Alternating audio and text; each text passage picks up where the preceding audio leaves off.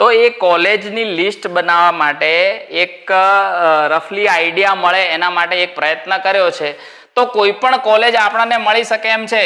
આપણે GMERS, GQ અને MQ તેમજ સેલ્ફ ફાઇનાન્સ, GQ અને MQ, તો આ દરેક કોલેજની ટ્યુશન ફી અલગ અલગ હોય છે, એક્સપેન્સ અલગ અલગ હોય છે. તો આપણા માટે કઈ અવેલેબલ ચોઇસ બનવાની છે અને એનામાંથી આપણી ફર્સ્ટ ચોઇસ કઈ રીતની હોઈ શકે, તો એના માટે એક આઈડિયા મળે માટે એક રફલી એસ્ટિમેટ કઈ રીતે નીકાળી શકીએ. તો ટ્યુશન ફી કેટલી છે? તો આપણને એવું લાગે કે એ નંબરની કોલેજ મને મળે એમ છે અને એ કોલેજની ટ્યુશન ફી 10 લાખ રૂપિયા વાર્ષિક ટ્યુશન ફી છે, બરાબર. પ્લસ એની અમુક કોલેજોની અંદર હોસ્ટેલ ફી, મેસ ફી બે કમ્બાઈન લેવામાં આવતી હોય છે. અમુક કોલેજોની અંદર હોસ્ટેલ ફી, મેસ ફી એ અલગ અલગ હોય છે. તો આપણે જે પણ આપણા માટે અવેલેબલ ચોઇસ છે એનામાં કેટલી હોસ્ટેલ ફી છે, કેટલી મેસ ફી છે એ પણ જાણી લેવું જોઈએ. તો અંદાજિત આપણે ધારીએ કે આ બંનેનો ખર્ચ, વાર્ષિક ખર્ચ 1 લાખ રૂપિયા થાય છે. સેલ્ફ ફાઇનાન્સ કોલેજ અને GMERS કોલેજની ટ્યુશન ફી, હોસ્ટેલ ફી અને મેસ ફી અલગ અલગ હોય છે. તો આપણે ખાલી એપ્રોક્સિમેટલી રફલી આઈડિયા લીધો છે. Plus extra expense, extra fees અને એક્સ્ટ્રા એક્સપેન્સ, તો લાઇબ્રેરી ફી હોય, એક્ઝામ ફી હોય, બુક્સ માટેનો ખર્ચો, રોજિંદા જીવનમાં જે વસ્તુ જરૂર છે, ટ્રાન્સપોર્ટેશન છે, તો આ બધી વસ્તુ માટે અધર એક્સપેન્સ થતો હોય છે. તો એ પણ એક્સપેન્સ આપણે ગણી અને એનો ટોટલ મારવાનું છે. અત્યારે આપણે રફલી આઈડિયા લગાવી દીધો કે 10 લાખ રૂપિયા ટ્યુશન ફી છે, 1 લાખ રૂપિયા હોસ્ટેલ ફી, મેસ ફી છે અને એક્સ્ટ્રા એક્સપેન્સમાં 1 લાખ રૂપિયા થાય છે.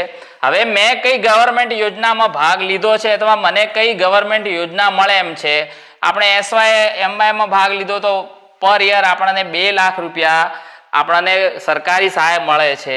તો આ 10, 1, 11 ને 1, 12 માંથી 2000 તો 2 લાખ રૂપિયા જાય. તો 10 લાખ રૂપિયા આપણું વાર્ષિક એસ્ટિમેટ બને છે. તો આ 10 લાખને પહોંચી વળવા માટે અથવા 10 લાખની ફીસ ભરવા માટે આપણું વાર્ષિક આયોજન કઈ રીતનું છે, આયોજન કરેલું છે કે હવે કરવાનું છે, તો એ દિશામાં આપણને કાર્ય કરવાની ખબર પડે. તો આ રીતે એક રફલી આઈડિયા આપણે લઈ શકાય. દરેક જે અવેલેબલ ચોઇસ છે એના અનુરૂપ આપણે આ બધી વસ્તુ, આ બધા ફેક્ટરની ચર્ચા કરી, એના વિશે સર્ચ કરી અને આપણે એક એસ્ટિમેટ ઉપર પહોંચી શકીએ કે ભાઈ આટલું એસ્ટિમેટ મારે વાર્ષિક થશે અને એની માનસિક રીતે તૈયારી હોવી જોઈએ. હવે આ અહીંયા ક્વાર્ટરલી ફી ભરવાની હોય છે. આપણે એ પણ જોઈ લઈએ કે એક્ઝામ્પલ રૂપિયા આપણે વાર્ષિક 10 લાખ રૂપિયા ટ્યુશન ફી છે. આ ટ્યુશન ફી નક્કી કરેલી છે, વાર્ષિક 10 લાખ રૂપિયા છે. તો એક ક્વાર્ટરની 5 લાખ રૂપિયા થશે. એવા તમારે 9 ક્વાર્ટર સુધી એટલે કે 4.5 વર્ષ સુધી એ ફીસ પે કરવાની હોય છે. તો એ રીતનું આપણું આખું 4.5 વર્ષનું આયોજન હોવું જોઈએ. એ દિશામાં આપણે વિચાર કરવો જોઈએ. પ્લસ આ બધા ઓપ્શનો આપણે વિચારી લીધા છે, ઠીક છે. આપણે કોઈ પણ કોલેજના આપણે ઓપ્શન નક્કી કર્યા હતા, A, B, C, D અને E એ ઓપ્શન નક્કી કર્યા હતા. પણ કોઈ પરિસ્થિતિ એવી આવે છે, કોઈ સંજોગ એવા આવે છે કે આ બધી કોલેજમાંથી આપણને કોઈ જગ્યાએ સીટ મળે એમ નથી. તો આપણા જોડે પ્લાન B તૈયાર હોવો જોઈએ. આ ખાસ દરેક વિદ્યાર્થી વાલીઓને હું કહેવા માંગુ છું કે આપણા જોડે પ્લાન B તૈયાર હોવો જોઈએ કે મને આ સંજોગોમાં મેં જે એસ્ટિમેટ માર્યું છે, જે મેં વિચાર કર્યો છે, જે મેં ચોઇસ બનાવી છે, એ ચોઇસ અનુરૂપ એડમિશન મળે છે તો સર્વશ્રેષ્ઠ છે આપણા માટે. પણ એક ઓપ્શન રીતે આપણા જોડે પ્લાન B તૈયાર હોવો જોઈએ. મને GMERS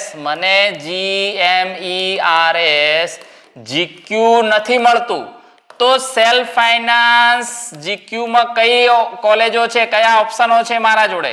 મને સેલ્ફ ફાઇનાન્સ GQ માં એડમિશન નથી મળતું તો GMERS MQ માં કયા ઓપ્શન છે મારા માટે. મને GMERS MQ માં એડમિશન નથી મળતું તો સેલ્ફ ફાઇનાન્સ MQ માં મારા માટે કયો બેસ્ટ ઓપ્શન છે. તો આ રીતનું આપણા જોડે પ્લાન B તૈયાર હોવો જોઈએ. કારણ કે ગમે ત્યારે પરિસ્થિતિ ગમે તે આવે તો એ પરિસ્થિતિને પહોંચી વળવા માટે આપણે માનસિક, આર્થિક અને દરેક રીતે આપણે એને ફેસ કરવા માટે તૈયાર હોવા જોઈએ. તો એ પ્રમાણે કાઉન્સલિંગ ચાલુ થતા પહેલા આપણે આટલું ચિંતન કરવાની જરૂર છે. મને એવું લાગે છે કે આટલા પોઈન્ટો તમારા ક્લિયર હશે તો તમને કોઈ જ વાંધો નહીં આવશે. હંમેશા પોઝિટિવ થિંકિંગ કરો અને એ પોઝિટિવ માઇન્ડસેટ સાથે આપણે કાઉન્સલિંગની પ્રક્રિયામાં ભાગ લઈશું. નમસ્કાર.